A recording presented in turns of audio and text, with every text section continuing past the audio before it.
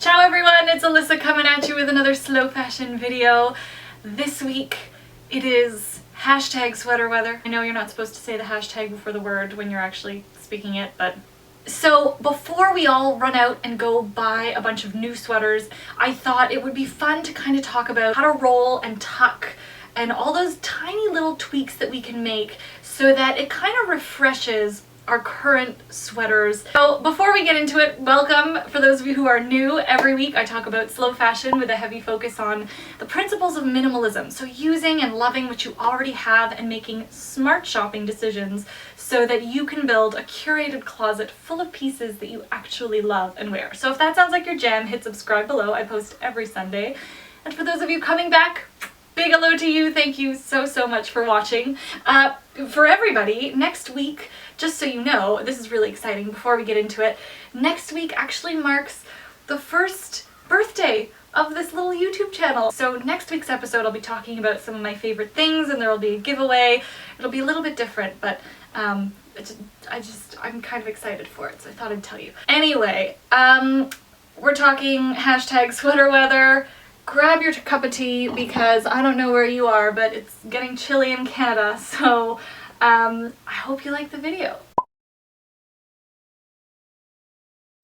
First, let's talk about tucking in your sweaters. So the first sort of styling tuck you can do is how I've got mine on today. It's the center tuck. You achieve this by literally just taking your sweater and tucking it right in the middle, right where the button and the fly is. If you've got a pair of trousers, just try and center it kind of right below your belly button. I always find the best way to achieve this look is not by tucking it in so tight that we see a pull. I kind of like loosening it, giving it a little bit of a blouson effect. That way it looks relaxed. The whole point of these quasi tucks and all these different styling hacks is that it looks like you just kind of threw on whatever you're wearing without thinking about it.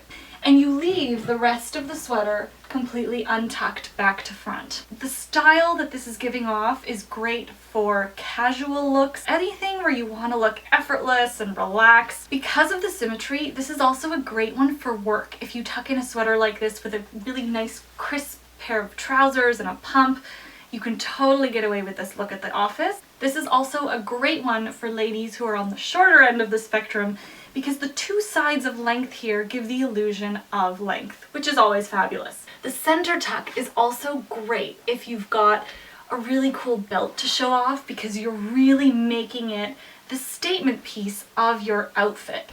Anyone can use the center tuck to great effect.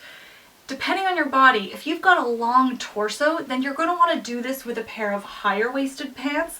That way it gives the illusion of longer legs. When it comes to the center tuck, you can do this with any type of sweater. It works for lightweight, medium weight. This also works really beautifully, surprisingly enough, for those big heavyweight sweaters. Something like this. If you can get just the slightest bit of fabric, because the gauge is so thick, it will likely stay put.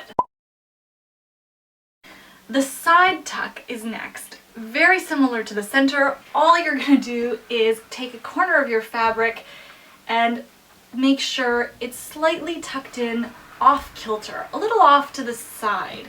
For those of you who are wondering how this stays put, another little trick that you can do is instead of just tucking your sweater in flat, you can give it a little twist. I kind of give mine a little twist around my finger and then I tuck it in. It secures it a little bit better and you automatically get that little blouson effect without having to fiddle with it.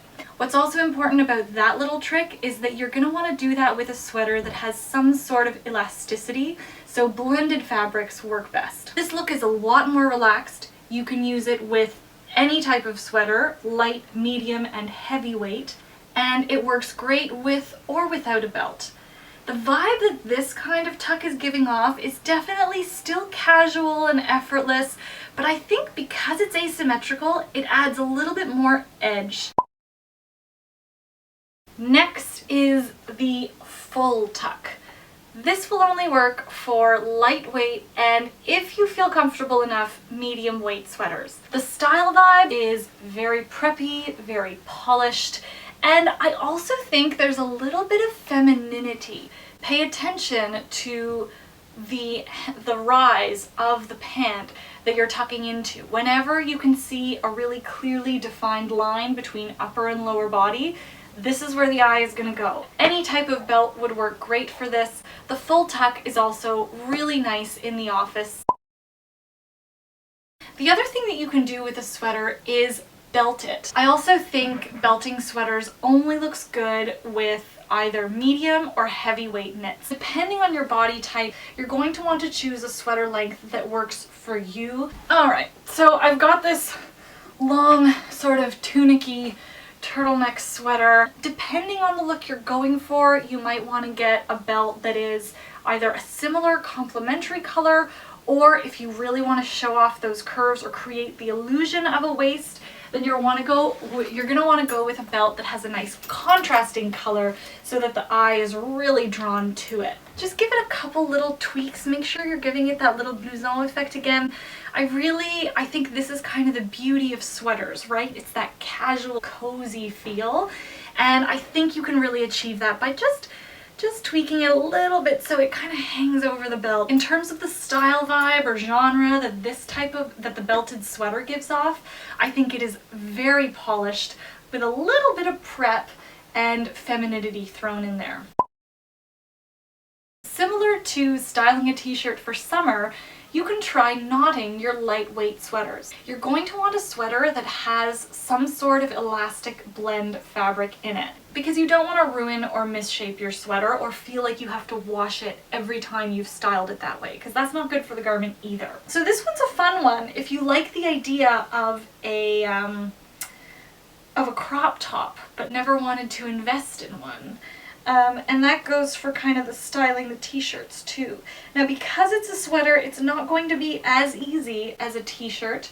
You could also take an elastic if you want and do it that way, but I'm fine with just creating a little knot in the sweater. And there you go. So this is kind of the knotted sweater. This is very relaxed, very athleisure inspired. I would definitely recommend wearing it with something high-waisted. Okay, I've put my gray sweater back on so that way I feel like you'll actually be able to see it better. So when it comes to cuffing, there are different ways. The first is you can give it a nice symmetrical roll. Choose the length that you'd like to cuff it. I always find giving it one roll is a little bit lackluster looking, so rolling it twice. This is a really nice, clean, very polished look. The one that I like to do, however, is a little bit more, as I said, I like it when things look a little bit off kilter and messy. So what I do, I'm going to try and show you here, is I take my thumb and I roll the inside a couple times before taking the rest of the cuff with me. So I've gone ahead, I've rolled it, doesn't matter the size or the thickness, I just kind of go with it. And then once I've given that inside cuff a couple rolls, then I take the outside and do the rest. It's not symmetrical, it's a little bit lumpy, but I like it that way. Also, because I've given it those extra rolls on the inside, this guy is gonna stay put. So that is it. That is all I have for you today. Let me know if these tips were helpful or if you kind of like to tuck or style your sweater a different way in the comments below, and I will be back. Oh, like this video, subscribe if you haven't already, and I will be back next week with another slow fashion video. Thank you so much for watching. Ciao!